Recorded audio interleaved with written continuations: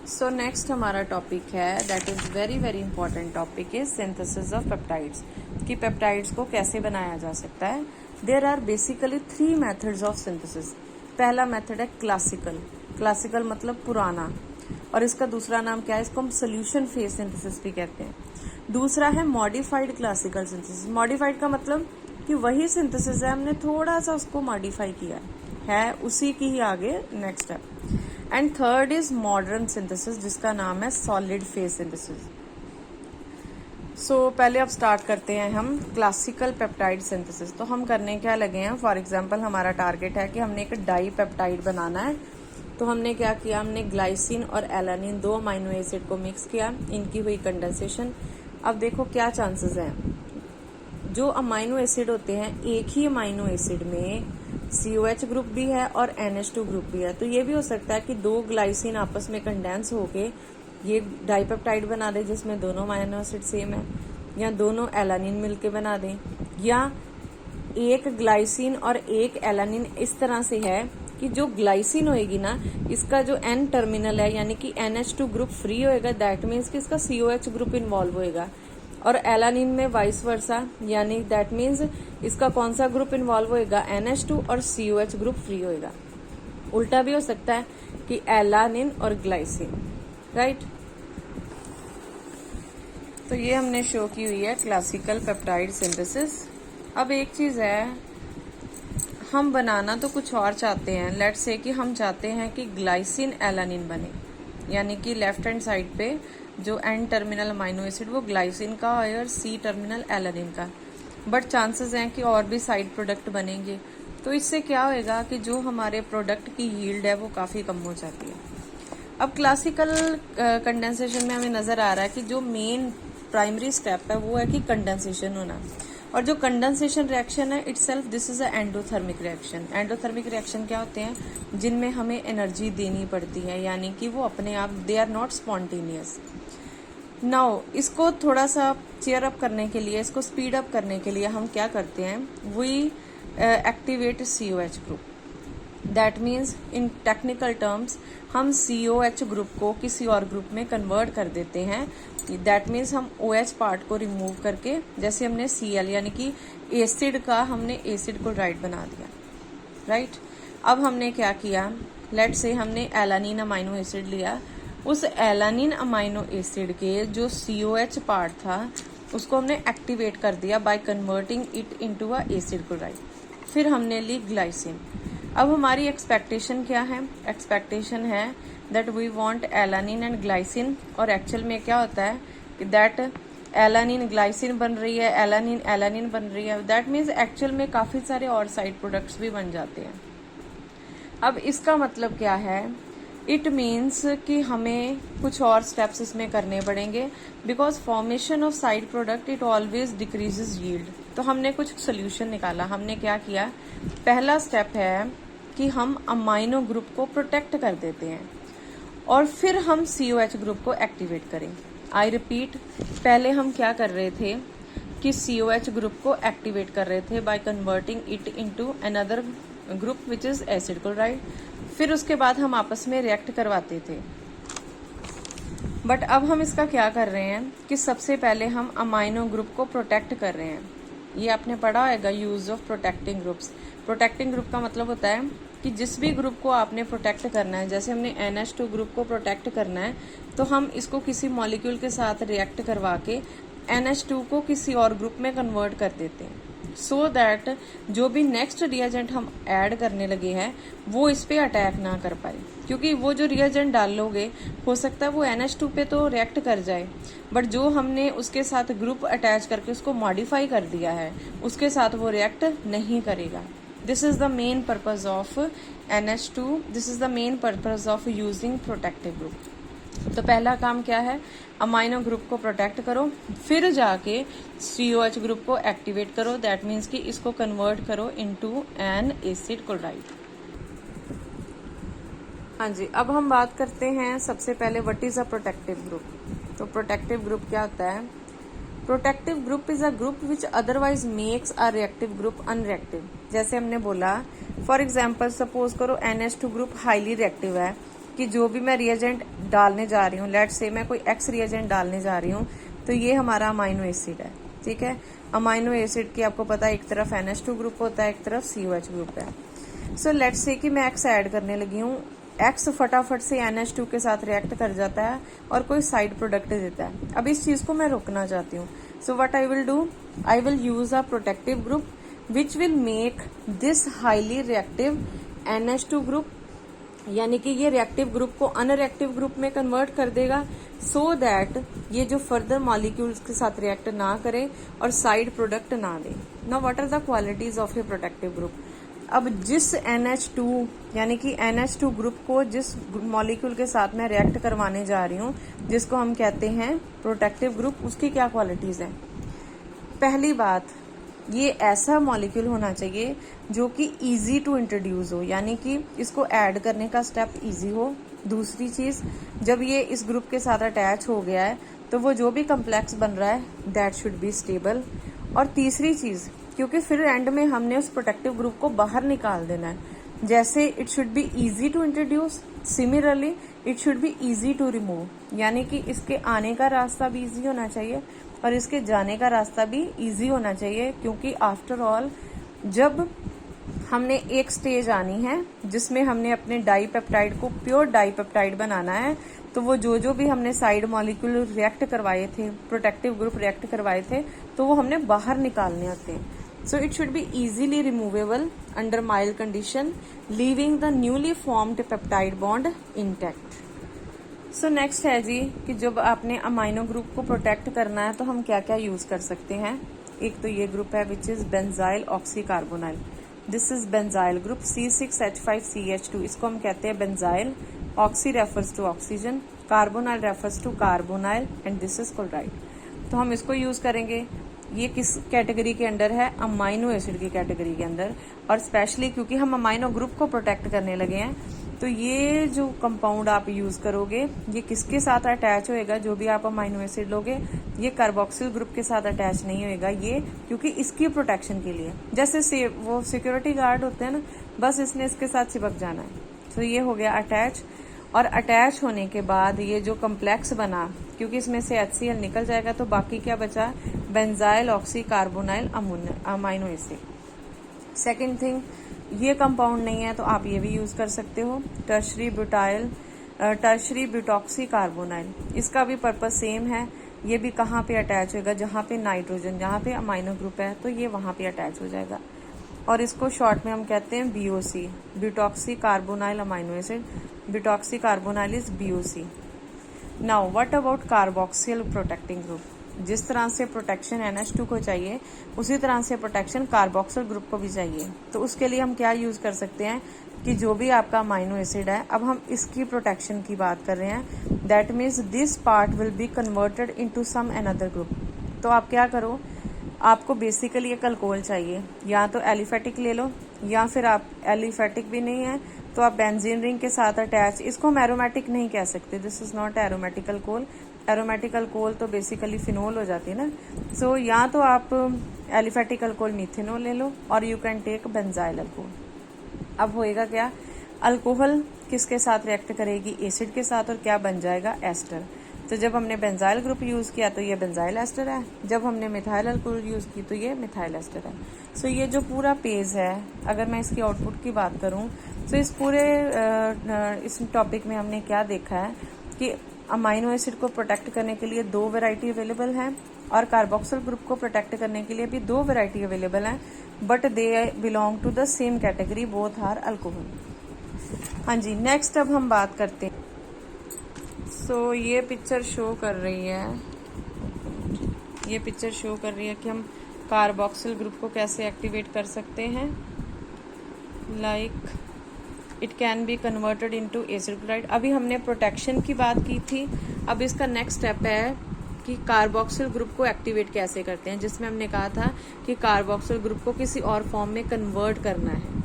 This is known as activation and this was protection. Protection में भी देखा जाए तो हम कार्बोक्सिल ग्रुप को किसी और ग्रुप में, अनरिएक्टिव ग्रुप में कन्वर्ट करते हैं। अब इन दोनों में क्या डिफरेंस है, देखो, जब आप प्रोटेक्टिंग ग्रुप यूज कर रहे हो, यानी कि जब आपने कार्बोक्सिल ग्रुप को प्रोटेक्ट किया तो basically you are converting carboxyl group into another group which is less reactive. और जब हम एक्टिवेशन की बात कर रहे हैं तो एक्टिवेशन रेफर्स टू कि जब हम कार्बोक्सिल ग्रुप को किसी ऐसे ग्रुप में कन्वर्ट कर रहे हैं दैट इज मोर रिएक्टिव। तो activation means converting into more reactive group and protection means converting into a group that is less reactive. So now regarding activation, activation हम किसकी करते थे? कार्बोक्सिल ग्रुप की। तो activation of the carboxyl group of N protected amino acid. N protected का मतलब है एक ऐसा अमाइनो एसिड जिसमें हमने उसके NH2 ग्रुप को प्रोटेक्ट कर दिया है by either of these two reagents. तो जैसे ही फॉर एग्जाम्पल यहाँ तो आप ऐसे करो कि COH को एसिड क्लोराइड में कन्वर्ट कर दो, यानी कि COOH की जगह पे क्या आ जाएगा? Cl। इसके लिए रिएजेंट कौन सा चाहिए? Thionyl chloride. सेकेंड वे है कि हम इसको एस्टर में कन्वर्ट कर देते हैं and we know for converting into ester the best reagent that can we use is para-nitrophenol। तो वो इसको इस एस्टर में कन्वर्ट कर देगा। अब हम आते हैं नेक्स्ट स्टेप की ओर। Next is the formation of the peptide bond. So next is formation of the peptide bond. तो अब इसमें क्या क्या अभी तक जो हुआ थोड़ा थोड़ा साथ में वो कंक्लूड होता जाएगा। First step we have done protection of NH2 group, जिसके बाद हमारे पास क्या बन गया? N protected amino acid. Step 2 क्या है कि हमने कार्बोक्सिल ग्रुप को एक्टिवेट कर दिया। किसके कार्बोक्सिल ग्रुप को एक्टिवेट किया? जिसको हमने क्या किया था? दैट इज जो फर्स्ट स्टेप में अमाइनो एसिड यूज किया है, जिसके NH2 ग्रुप को हमने लेस रिएक्टिव ग्रुप में कन्वर्ट किया है, उसी के COH ग्रुप को बेसिकली हमें मोर रिएक्टिव ग्रुप में कन्वर्ट करना है। तो स्टेप 3 क्या है? ये हमारे पास आ गया N protected amino acid. So first step was protection of the amino group of amino acid, then activation of the carboxyl group of the same amino acid. Third part was combination of two. Now it can react with the same amino acid and protected amino acid, or it can react with another amino acid. तो दोनों cases में बनेगा peptide bond. Now for example this is a amino acid। तो अब इस amino acid में हमें क्या नजर आ रहा है कि जो इसका अमाइनो ग्रुप है दिस इज प्रोटेक्टेड। एक तो ये प्रोटेक्टेड है, इसका कार्बोक्सिल ग्रुप भी एक्टिवेटेड है और हम इसको रिएक्ट करवा रहे हैं with another amino acid. Temperature is this, ये सॉल्वेंट है, HCl निकल गया। तो ये जो दोनों अमाइनो एसिड हैं ये आपस में रिएक्ट कर गए और ये बन गई amide linkage and this is a dipeptide. अब यहाँ पर अभी तक भी जो हमने नाइट्रोजन को अमाइनो ग्रुप को प्रोटेक्ट करने के लिए ये हैवी ग्रुप लगाया है वो अभी तक यहाँ पे एग्जिस्ट कर रहा है। दैट्स वाई इसके नाम के साथ क्या नजर आ रहा है, क्योंकि ये जो प्रोटेक्टिव ग्रुप है इसके लिए हम सिंपल टर्म यूज कर लेते हैं दैट दिस इज Z। तो this is a Z protected dipeptide. तो ये नेम ये रिफ्लेक्ट करता है कि इस डाइपेप्टाइड में जो N साइड होनी चाहिए, जो N टर्मिनल अमाइनो एसिड होना चाहिए, उसका जो अमाइनो ग्रुप है वो स्टिल कौन सी फॉर्म में अवेलेबल है? वो अभी प्रोटेक्टेड यानी कि लेस रिएक्टिव फॉर्म में अवेलेबल है। तो अब नेक्स्ट स्टेप क्या होगा? We have to remove these protecting groups. तो अब हम इन प्रोटेक्टिंग ग्रुप्स को कैसे रिमूव कर सकते हैं? जो अमाइनो प्रोटेक्टिंग ग्रुप है, अगर आपने बेंजाइल ऑक्सीकार्बोनाइल ग्रुप यूज किया है तो यहाँ तो कैटालिटिक हाइड्रोजनेशन कर दो तो वो ग्रुप रिमूव हो जाएगा। इधर you can use HBr in cold acetic acid. Another option is अगर आप ये प्रोटेक्टिव ग्रुप यूज कर रहे हो टर्शरी बुटॉक्सी कार्बोनाइल ग्रुप, तो इधर you can take the same reagent और you can use trifluoroacetic acid. तो ये है रिएक्शन।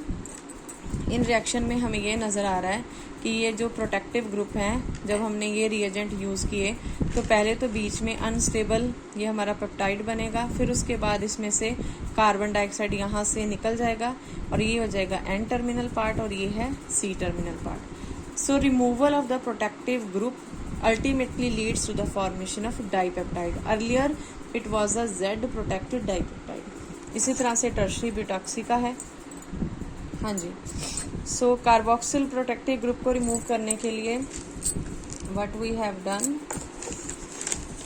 रिमूव करने के लिए यस, सो कार्बोक्सिल ग्रुप के केस में हम क्या करेंगे? फॉर एग्जाम्पल हमने इसको कन्वर्ट किया था एस्टर में, तो कुछ नहीं करेंगे, हम उस ग्रुप को रिमूव करने के लिए हाइड्रोलिसिस कर देंगे। या तो एसिडिक मीडियम ले लो या अल्केलाइन मीडियम ले लो। नाउ अब यहाँ पे लॉजिक क्या है, because esters they are more reactive than amide. हमारा डाईपेप्टाइड बन चुका है जिसमें कि एक अमाइड लिंकेज है, बट राइट हैंड साइड पे जो कार्बोक्सिल ग्रुप है वो अभी भी प्रोटेक्टिव स्टेज में अवेलेबल है। और वो कौन सी प्रोटेक्टिव स्टेज में अवेलेबल है, एस्टर की फॉर्म में। तो जब भी हम हाइड्रोलिसिस करेंगे, because esters they are more reactive than amide, तो जहाँ पे भी एस्टर ग्रुप है वो कन्वर्ट हो जाएगा COH ग्रुप में। तो ये कंसेप्ट ये बताता है कि आपके अमाइड लिंकेज जो है, पेप्टाइड लिंकेज, उसको कुछ नहीं होएगा, because comparatively it is less reactive. So अब हम इसको थोड़ा समराइज करने लगे हैं कि हमने क्या किया था। अमाइनो ग्रुप को प्रोटेक्ट किया था, और वो जो अनप्रोटेक्टेड अमाइनो एसिड था उसके कार्बोक्सिल ग्रुप को एक्टिवेट किया था। उसके बाद डाईपेप्टाइड बनाया, और लास्ट में हमने प्रोटेक्टिव ग्रुप को रिमूव कर दिया। इसमें एक एग्जाम्पल दी हुई है जिसमें we are going to synthesize glycyl alanine. तो ग्लाइसाइल एलानिन के लिए स्टेप 1 क्या है, protection of the amino group. तो ये हमारी ग्लाइसिन है, अमाइनो एसिड, हम ग्लाइसिन को ले रहे हैं। तो ग्लाइसिन के लिए सबसे पहले हम ये प्रोटेक्टिव ग्रुप यूज़ कर रहे हैं, तो ये हो गया एन प्रोटेक्टेड ग्लाइसिन। उसके बाद हमने क्या करना है, कार्बोक्सिल ग्रुप को, इसी के कार्बोक्सिल ग्रुप को एक्टिवेट करना है। That means COH group will be converted into some more active group using thionyl chloride. तो ये किस में कन्वर्ट हो गया, ये COCl में कन्वर्ट हो गया। फिर हमने क्या किया, क्योंकि यहाँ पे हमने ग्लाइसाइल एलानिन बनानी है, तो ये ग्लाइसाइल पार्ट है। अब इसमें हम एलानिन इंट्रोड्यूस करेंगे, एलानिन रिएक्ट कर जाएगी। अभी तक ये एन प्रोटेक्टेड डाईपेप्टाइड है। फिर हम एन प्रोटेक्टेड डाईपेप्टाइड की क्या करेंगे, प्रोटेक्टिव ग्रुप को रिमूव करेंगे। तो हमने यहाँ पे कैटालिटिक हाइड्रोजनेशन की है, तो ये आ गया हमारा dipeptide, and these are the side products. Now हाँ जी, सो नेक्स्ट स्टेप आपको हेडिंग नजर आ रहा होगा, modified method for peptide synthesis. अब हमें मॉडिफिकेशन की क्यों जरूरत पड़ी, ये जो सारा हम स्टेप्स को फॉलो कर रहे थे उसमें क्या प्रॉब्लम आती है कि जब हम कार्बोक्सिल ग्रुप की एक्टिवेशन करते हैं इनटू COCl, तो जो कंपाउंड होता है उसकी रेसिमाइजेशन हो जाती है। रेसिमाइजेशन का मतलब आपको पता है, फॉर्मेशन ऑफ रेसिमिक मिक्सचर। तो उस केस में फिर हमारे पास यील्ड कम आती है। तो हमने क्या किया, हमने इस मेथड को थोड़ा सा क्या कर दिया, मॉडिफाई। तो ये अब हमारे पास टाइप 2 प्रोसीजर आ गया। पहला था क्लासिकल, दूसरा था मॉडिफाइड मेथड। तो अब हम मॉडिफाइड मेथड देखते हैं कि इसमें चेंज क्या किया हमने। हाँ जी, सो ये मैंने एक लाइन ड्रॉ करके दोनों को सामने सामने लिखा है। क्लासिकल सिंथेसिस में क्या था, स्टेप 1 था protection of amino group, right. और मॉडिफाइड मेथड में भी फर्स्ट स्टेप है protection of the amino group. Classical method में सेकंड स्टेप था एक्टिवेशन ऑफ कार्बोक्सिल ग्रुप। यहाँ पे दिस इज डिफरेंट, यहाँ पे we are doing additional part, that is protection of carboxyl group. Third was formation of peptide bond. Then again here फिर हम इनको condense कर रहे हैं, और यहाँ पे था removal of the protective group. तो जब यहाँ पे हम कंडेंस करते हैं तो we are using a dehydrating agent, that is DCC। तो अगर हम इसको ओवरऑल समराइज करें इन दोनों स्टेप्स को, तो जो क्लासिकल मेथड है उसमें हम COH ग्रुप को प्रोटेक्ट नहीं करते हैं, और जो मॉडिफाइड मेथड है उसमें हम COH ग्रुप को प्रोटेक्ट कर रहे हैं। किसके COH ग्रुप को प्रोटेक्ट कर रहे हैं, that was of C terminal amino acid. And if you see the steps clearly, क्योंकि यहाँ पे हम COH ग्रुप को, जो मॉडिफाइड मेथड है उसमें हम COH ग्रुप को COCl में कन्वर्ट ही नहीं कर रहे, ना कन्वर्ट करेंगे, ना रेसिमाइजेशन होगी, ना प्रोडक्ट यील्ड कम होगी, जबकि पुराने मेथड में हम एक्टिवेट कर रहे थे। तो अब हम लेते हैं ये एग्जाम्पल मॉडिफाइड मेथड के साथ। तो फर्स्ट स्टेप क्या है, इसको साथ में रख लेते हैं। First step was protection of the NH2 group, यानी कि introduction of the N protective group, जो अमाइनो ग्रुप को प्रोटेक्ट करते हैं। तो ये हमने यूज कर लिया, ये हमारा बन गया N protected amino acid. Second step क्या था, second was protection of COH group. तो अब हम क्या करेंगे, ये है ग्लाइसिन जिसको हमने N टर्मिनल साइड पे रखना है, ये एलानिन है जिसको हमने C टर्मिनल साइड पे रखना है। तो अब हम इसके जो कार्बोक्सिल ग्रुप है उसको प्रोटेक्ट करने लगे हैं using benzyl alcohol, right. Afterwards third part क्या था, कि दोनों की कंडेंसेशन कर दो। तो ये जो दोनों N प्रोटेक्टेड और C प्रोटेक्टेड अमाइनो एसिड है, दोनों को कंडेंस कर दो using DCC which is a very good dehydrating agent. तो इन दोनों को मिक्स करके हमारे पास ये बना। उसके बाद हम नेक्स्ट स्टेप क्या करेंगे, वी विल ऐड HBr इन, यानी कि हम जो प्रोटेक्टिव ग्रुप्स हैं उनको बेसिकली हम रिमूव कर रहे हैं। तो ये हमारे पास आ गया ग्लाइसिल एनानिन और ये निकल गए छोटे छोटे साइड प्रोडक्ट्स। नाउ जो DCC होता है, this is a mild dehydrating agent, और ये क्या करता है, डिहाइड्रेटिंग का मतलब होता है पानी को रिमूव करना, डी मीन्स रिमूवल। तो ये क्या करता है, it takes OH from COH group of one amino acid and H from NH2 group of another amino acid, यानी कि एक अमाइनो एसिड का OH ले लिया, दूसरे का H ले लिया, तो बन गया पेप्टाइड बॉन्ड, और अपनी इसकी कन्वर्शन हो जाती है, ये DCC से DCU में कन्वर्ट हो जाता है। नाउ यही जो मॉडिफाइड मेथड था, ये साइंटिस्ट ने यूज़ किया इन द ईयर 1955 और ऑक्सीटोसिन बना, इन द ईयर 1958 और इंसुलिन बना। और वो जो दो साइंटिस्ट थे, दोनों को उन ईयर्स में नोबेल प्राइज मिला था for the discovery of oxytocin and insulin, that means for the synthesis of these compounds using modified method। अब हम आते हैं इसके ड्रॉबैक्स की तरफ। तो हर चीज़ में कमी होती है। ये जो मॉडिफाइड मेथड था, इसमें भी कुछ प्रॉब्लम थी। प्रॉब्लम ये थी कि it is very time consuming, इतने सारे स्टेप्स हैं। देखो, protection, activation, condensation, D protection का मतलब रिमूवल ऑफ प्रोटेक्टिव ग्रुप। तो क्या है कि ये जो पिछला मेथड है, इट इज़ सक्सेसफुल कहाँ तक, जब तक आपने 8 से लेकर 9 अमाइनो एसिड को आपस में करना है, क्योंकि ये प्रोसेस बहुत ही टीडियस है, बहुत सारे इसमें स्टेप्स होते हैं और बहुत सारा टाइम लगता है। अब दूसरा क्या है जी, लो यील्ड। तो ओवरऑल अगर हम इसकी यील्ड की बात करें तो इसकी यील्ड है जी 80%। नाउ जब हमने डाई पेप्टाइड बनाया तो यील्ड थी 80%। जब हम ट्राई पेप्टाइड बनाएंगे तो जो डाई पेप्टाइड बना उसका 80%, दैट मीन्स कितना हो गया 64। फिर जब आप टेट्रा पेप्टाइड बनाओगे तो पिछली जो वैल्यू आई उसका 80%, that means it will come out to be 51.2% and so on. That means हर एक जो आप अमाइनो एसिड इंट्रोड्यूस करते जाओगे तो ओवरऑल यील्ड बहुत ही कम होती जाएगी। So it means we need some another method. तो क्लासिकल पेप्टाइड सिंथेसिस के बाद जो नेक्स्ट मेथड था, that is very very important, which is Merrifield solid phase peptide synthesis.